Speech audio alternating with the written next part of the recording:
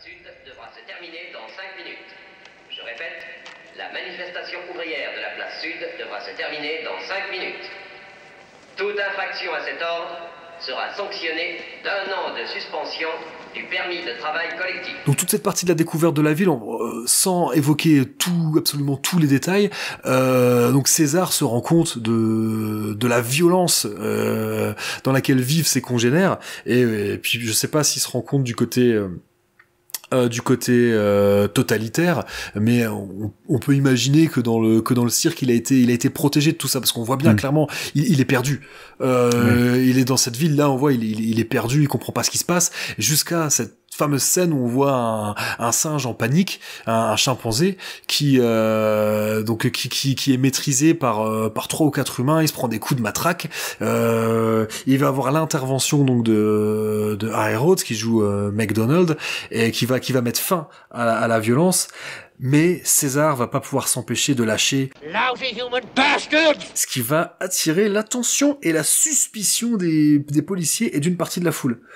Donc, comprenant le danger, Armando décide de porter le chapeau, puis de se livrer à la police, et il anticipe déjà de ne pas ressortir des locaux de la police, et donc il conseille à César de se mêler aux autres singes pour sa propre survie. Ce que va faire César en se glissant dans une cage qui contient les orang-outans, cage en provenance de Bornéo, et ça va avoir son importance dans la suite du film. En termes de cohérence scénaristique, par contre, pourquoi est-ce qu'Armando va se livrer à la police?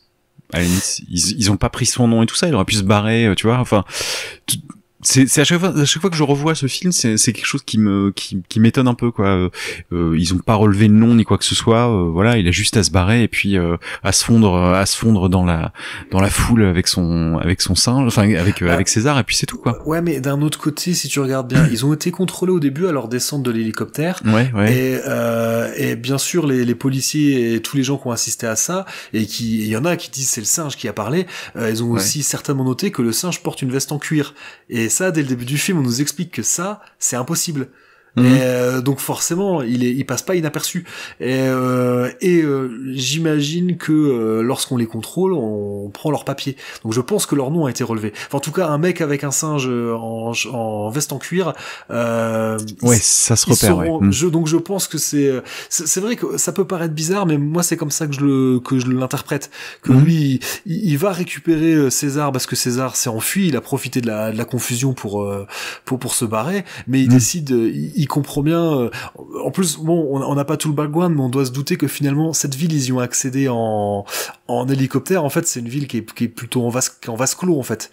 Oui, et donc probablement qu'ils peuvent pas en sortir sans passer par des points de contrôle. Enfin. Ouais, là j'extrapole un peu. Non, mais ça peut faire sens. Ça peut faire sens, effectivement. Ouais. Tu m'as convaincu. J'achète. Donc voilà, on va un peu avancer dans le film, donc un peu plus loin. Donc César rentre dans une cage qui contient des orang-outans. Donc là, c'est une erreur de sa part.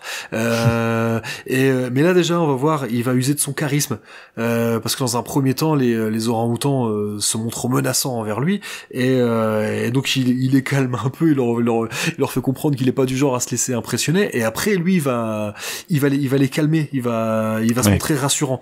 Et donc en soufflant dessus, et ça c'était Roddy McDowall s'était rendu compte de ça lorsqu'il soufflait très fort dans son masque de singe. De chimpanzé, ça gonflait ses joues, et on le voyait déjà lors de la mort du personnage de Cornelius dans Escape. Tout à fait. Et on reverra justement ça plusieurs fois, en fait, ce fameux souffle qui est très spécifique du jeu de Roddy McDowall.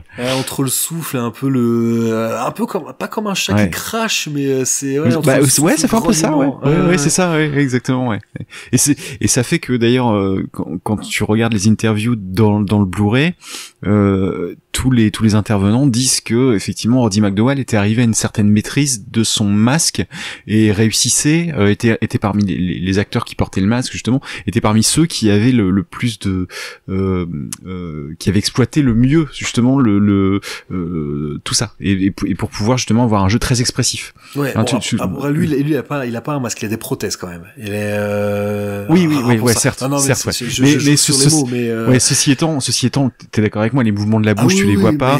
Il a quand même aussi une façon très particulière d'avancer justement son front, tu sais, en avant pour jouer l'étonnement ou bien pour bouger la mandibule. Voilà, exactement. C'est vrai qu'il est un jeu très expressif, vraiment très expressif. Et pour moi, je pense que c'est dans Conquest qu'il exploite le mieux son maquillage. C'est impressionnant. Sans aucun doute. À faire passer. Ouais. Et on reparlera d'une autre scène où il arrive à être très émouvant en plus. Ah ouais, il arrive à être bouleversant, tout à fait. Ouais, c'est mais voilà, donc de voir César interagir avec des autres singes, à chaque fois ça va être un peu toujours la même chose. Dans un premier temps, voilà, c'est le petit nouveau et il leur fait comprendre qu'il est pas du genre à se prendre des claques derrière la tête. Et une fois qu'il leur a fait comprendre que c'était lui le mal alpha, parce que c'est un peu ça, quoi. Et là après il se montre rassurant tout ça on va le revoir. Mais donc pendant ce temps-là, justement, il y a une scène dans laquelle on va apprendre de la bouche du gouverneur, qui interroge Armando, qu'il y a une montée des actes de désobéissance de la part des singes. Donc là, on garde un peu le côté avec Aldo qui était prévu dans le premier script, qui devait. C'est pas César en fait qui est l'instigateur de la révolte. Finalement, César profite d'un changement. Il profite du fait que les singes sont déjà en train d'évoluer et sont presque prêts à se rebeller. Donc voilà, il y a ce passage donc où il est révélé qu'un singe a été abattu la veille au soir après avoir frappé son maître. Donc ça c'est voilà, comme on disait, il reste en palimpseste des traces de scènes coupées ou de choses qu'on peut retrouver dans la novélisation, dans les comics ou dans les premiers drafts. Et voilà, donc là c'est clairement une référence à la scène d'intro qui a été dilitée.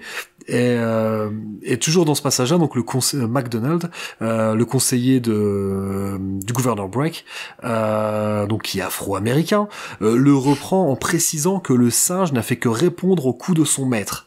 Donc là vraiment on est exactement dans ce qui était prévu, quoi. Aldo qui se laisse pas faire après avoir été fouetté. Monsieur Armando, vous semblez ne pas vous rendre compte de la gravité de notre problème. Voyons, votre cirque doit surtout se produire en province, n'est-ce pas? C'est exact. Alors vous ne devez pas être au courant de la vague sans cesse croissante de désobéissance, parfois même de provocation dont font preuve les singes employés dans nos villes. Monsieur le gouverneur, notre enquête nous a révélé que la plupart des cas signalés n'étaient en fait que des délits mineurs. Le singe qui a été abattu en essayant de s'échapper de la ville la nuit dernière, vous appelez ça aussi un délit mineur, monsieur MacDonald? Bien sûr que non, monsieur. Ce chimpanzé a attaqué son propre maître. Mais après avoir certainement subi de sévères provocations, tout le corps du chimpanzé était couvert de contusions et de nombreux hématomes occasionnés par des coups violents. Qu'il avait amplement mérité, j'en suis sûr. Et Dieu sait combien il y en a encore dans son cas. Tous brûlants de haine et de rancune. Attendant la venue d'un singe avec assez d'intelligence, avec assez de volonté pour être leur chef. Attendant un singe qui sache penser, qui sache parler. Monsieur Armando, votre chimpanzé a-t-il jamais parlé ou essayé d'articuler un mot en votre présence? Jamais en ma présence, ni celle de personne. Vous pouvez interroger mes employés. J'en ai bien l'intention. Et pendant ce temps, nous allons vous garder en détention préventive. Et justement, tiens, sur cette liste dont tu parlais des actes de désobéissance, la liste s'appelle la liste Achille, la liste d'Achille. Oui, exact. Et qui est une autre référence à l'Antiquité. On peut peut-être en parler maintenant, peut-être de ça. Donc, en fait, plusieurs fois dans le film, on peut presque dire que ce film-là est un néo-péplum, en quelque sorte. Parce qu'il y a pas mal de références à l'Antiquité. Donc déjà, on va commencer par le nom de César. Bon, là, voilà, tous les empereurs romains étaient appelés des Césars. D'ailleurs, pas MacDonald, mais le gouverneur Breck, voilà, lui dit le nom d'un empereur lorsqu'il va choisir son prénom. Ça, tu y reviendras plus tard. Ensuite, il y a aussi une autre scène de marché aux esclaves qui pourrait évoquer une scène de marché aux esclaves. On voit dans beaucoup de péplum. Et puis, bah voilà, la fameuse liste d'Achille. Donc là, on a une référence directe à l'Antiquité aussi. Et je trouve que ces décors-là aussi, les décors assez majestueux, pourraient très bien évoquer la Rome antique carrément.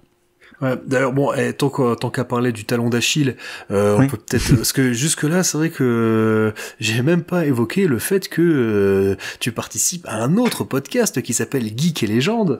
Le petit quart d'heure promo. Et que vous avez fait un épisode sur Ulysse, Ulysse de l'Iliade à l'Odyssée, c'est comme ça qu'on avait appelé l'épisode. Et en fait on avait essayé de raconter à nouveau toute l'histoire, toute l'Odyssée d'Ulysse, donc de la guerre de Troie jusqu'à son retour à Ithaque. Et puis après, comme on fait d'habitude, voir toutes les manifestations d'Ulysse et de ses aventures dans la culture populaire, que ce soit au cinéma, dans les séries, en musique, et Dieu sait s'il y en avait. Voilà, donc vous pouvez retrouver ça sur geeketlegende.fr. Et d'ailleurs, bon, c'est vrai que c'était centré sur Ulysse, mais là on parle d'Achille. Je crois même qu'il y avait deux gars qui vous aviez envoyé un petit épisode, un espèce de bonus. Deux jeunes podcasteurs, plein de talents, voilà, qui sont promis un grand avenir.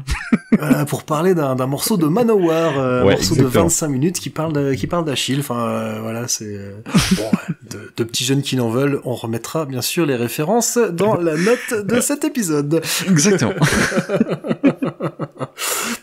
Mais ouais, également, alors peut-être que je te coupe sur le péplum, t'avais certainement d'autres choses à dire, mais il y a également, je pense que tu veux nous parler également de l'affiche. Ouais, alors l'affiche, effectivement. Mais tu as raison, parce que l'affiche peut complètement évoquer celle de Ben-Hur. Ben-Hur qui est sorti en 60, je crois, 60 tourons, il me semble. Et Ben-Hur, d'ailleurs, avec un mec, je crois, il y a pas un certain Charlton Heston dans Ben-Hur. Il y a Chuck. Ouais, Chuck est là, ouais. Non, mais sur ces très grandes lettres capitales, ces affiches-là se faisaient beaucoup, d'ailleurs. Même La vie de Brian, des Monty Pythons aussi, clairement. était sur cette même typo-là. D'ailleurs, le t-shirt que je porte au moment même à cette typo-là, donc c'est mon t-shirt, c'est Stop the Planet of the Apes, I Want to Get Off. Donc la fameuse production avec Troy McClure. Donc vous aurez compris, c'est tiré des Simpsons. Les Simpsons. Oui. Donc c'est le t-shirt que je porte au moment même. Je sais plus chez qui je l'avais commandé. D'ailleurs, il faudrait que peut-être que je vous mette dans les notes de l'émission. C'est un peu de la merde, le flocage se barre. Et ne l'achetez pas. Ou alors lavez-le à froid ou à la main. Enfin voilà. Et Ben-Hur daté de 59, voilà. Ah ouais, voilà, donc on était... Mais ouais. En plus, alors, il y a aussi autre chose, moi, que je trouve marrant, c'est le titre italien de... Parce qu'on parle de Peplum, je savais pas où le placer dans cet épisode. Rappelons que le titre italien, alors, mon italien est ce qu'il est, excusez la prononciation, donc c'est 1999 Conquista della Terra, donc 1999 Conquête de la Terre. Bon, ils sont un petit peu plantés sur la date, hein. Ouais, c'est censé se passer en 91. Il y a aucun passage dans ce film qui est en 99, mais c'est drôle parce que ça rappelle aussi les films italiens. Et bien sûr, ils sont connus pour les péplums, mais il y a aussi une grande période des films post-apo. Il y a plein de films post-apocalyptiques italiens qui avaient des titres un peu comme ça. Et pareil, bon, on en reparlera pour Battle, mais je peux pas résister au plaisir de vous donner le titre italien de la bataille de la planète des singes. Donc c'est 2670 Ultimo Atto. Donc c'est Anno, ouais, pardon. Donc c'est en 2670 et Ultimo Atto, je sais pas, ça doit être l'ultime combat ou j'en sais rien. Chers auditeurs, chères auditrices, après vérification auprès de mon ami Google Translate, il s'avère que en italien, atto signifie acte. Donc le titre italien de la bataille de la planète des singes, c'est en fait en 2670, le dernier acte. Donc après ce dialogue, cette scène de dialogue entre le gouverneur Armando, l'inspecteur Culp et puis McDonald, donc César lui va se retrouver en conditionnement. Alors le conditionnement, avant, en quelques phrases, on avait compris que les singes étaient soumis au conditionnement, donc comme on l'a dit, quand les humains répètent no, ou do, ou home, ou lorsque dans la scène dans le restaurant, l'un des humains s'étonne d'une réaction incontrôlée d'un chimpanzé, donc incarné par Lou Wagner, donc lorsqu'il fait flamber un plat, que le singe qui a peur des flammes, et alors que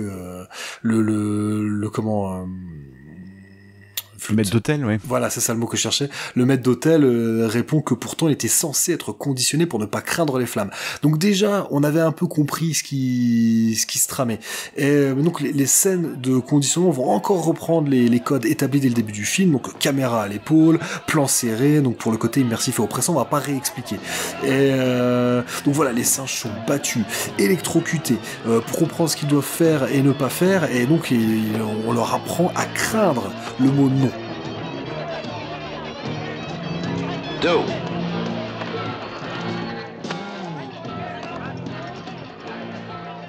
Et je trouve là, on parlait de la qualité d'acting de Roddy McDowall. Je trouve qu'il arrive parfaitement à faire passer la stupéfaction, la terreur et l'horreur qu'éprouve à ce moment-là le personnage de César. Ça c'est voilà, bon, pareil dans toutes les scènes de conditionnement. Je sais pas si t'as noté, il y a un petit élément futuriste qui pourtant n'a pas coûté un rond.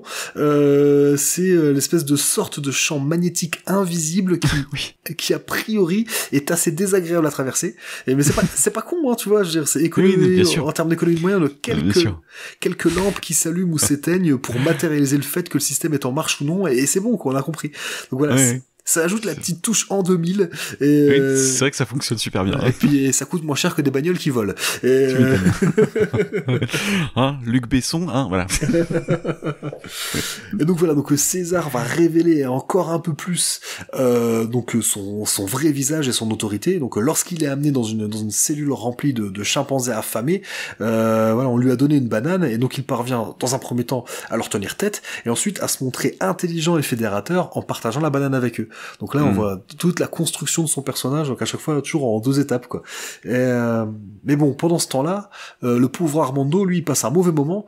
Dans ce qu'on pourrait maintenant, on peut parler de garde à vue. Hein, et donc pendant qu'Armando est en garde à vue, donc les singes sont sortis de leur conditionnement pour apprendre les bases au dehors.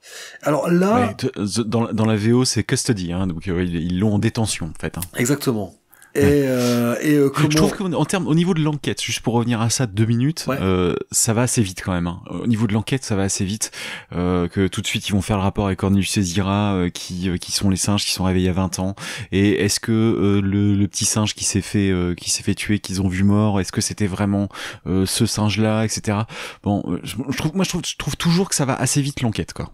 Ouais, mais alors après ce qu'on peut aussi imaginer, c'est que les humains quand même tendent le dos parce que ils se rendent compte que finalement il y a une sorte de prophétie autoréalisatrice et c'est vrai que c'est ouf de se dire attendez, vous avez vu des singes qui viennent du futur qui vous expliquent que asservir les singes c'est au final ils sont déjà en train de creuser leur propre tombe et mais peut-être qu'ils se disent si on fait gaffe au fait que jamais ils ne parlent, ça sera bon. C'est vrai que tu dis ça c'est un élément très important à la planète des singes, que tout vient du langage et enfin en grande part du langage, on va dire de la paresse intellectuelle et donc peut-être qu'ils se disent que s'ils arrivent à les maintenir dans un état j'ose pas dire de bêtises mais tu vois ce que je veux dire, quoi, de contenir leur intellect et faire en sorte que jamais aucun singe ne soit doté de parole. Là peut-être j'en sais rien, peut-être qu'ils tendent le dos, qui voit bien, parce que plus tard il va y avoir d'autres rapports qui vont arriver et on explique que les QI des singes augmentent et donc donc c'est pas seulement César qui arrive parce que lui il a des gènes qui viennent du futur, mais comment on peut peut-être qu'on peut imaginer qu'ils font super gaffe au fait que peut-être un jour un singe va se mettre à parler et que ça sera le début de la fin et peut-être bien ouais. Mais je suis d'accord, que le rapprochement avec Cornelius et Zira est peut-être bon. Après 2 singes qui viennent du futur en vaisseau spatial, je peux quand même comprendre que ça ait marqué les consciences. Et donc c'est c'est mais je te l'accorde, hein, je suis pas en désaccord avec ce que tu viens de dire. Mais pourquoi auriez-vous dit humain? C'est bizarre qu'un humain traite les autres d'humains pour les insulter. Je n'ai pas dit humain, monsieur le gouverneur, j'ai dit inhumain. Salopard d'inhumain pourri. Et je vous assure par saint François d'Assise qui aimait tant les animaux que je le pensais. Vous comprenez, je possède un cirque... Oui, nous le savons. Depuis plus de 20 ans. Depuis l'année, monsieur Armando, où les 2 singes sachant parler sont arrivés sur Terre et ont eu un bébé dont la survie serait une menace pour l'avenir de la race humaine tout entière. Monsieur le gouverneur, On m'avait dit que le bébé avait été tué avec ses parents. C'est seulement ce que l'on a cru, monsieur MacDonald. Je dois vous avouer que depuis ce matin, je commence à me demander si l'on a tué le véritable bébé. Les singes ont très bien pu échanger leur bébé contre un autre volé dans un zoo. Ou peut-être dans un cirque. Mais voyons, monsieur le gouverneur, vous n'êtes pas sérieux. Hoskins, la cassette, s'il vous plaît. Nous allons voir la bande magnétoscope des recommandations faites au président des États-Unis d'alors par la commission d'enquête.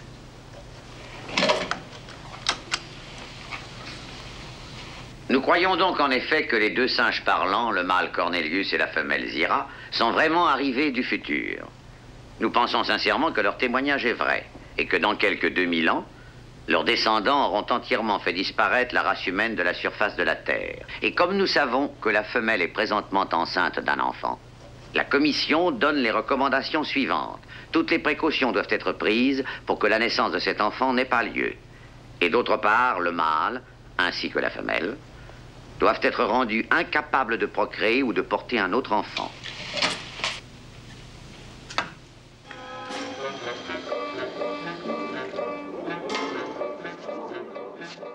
Mais voilà, ouais, donc pour en revenir là, je pense que jusque-là, le film a été quand même très sombre. Et là, ils vont quand même mettre quelques petits accents de comédie. On en parlait un peu avant, donc on va retrouver en fait une musique un peu guillerette, qui va un peu inspiré du cirque d'ailleurs. Hein. Ouais, moi qui m'a aussi rappelé aussi un peu, aussi un peu, enfin dans Escape, parce qu'on peut retrouver certains passages de comédie quoi.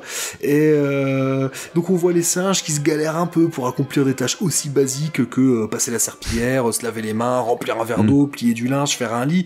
Et alors que bon, César lui de son côté les exécute avec beaucoup d'aisance, tout en cabotinant un peu quand même. Oui, et il se lave les mains notamment. Ouais, La scène où il se lave les mains est trop drôle. Voilà, et donc ouais, je trouve que ce petit aspect comédie aide à faire un peu mieux passer le fait que certains masques que portent les figurants sont quand même pas au niveau des prothèses et du maquillage que porte Roddy McDowall.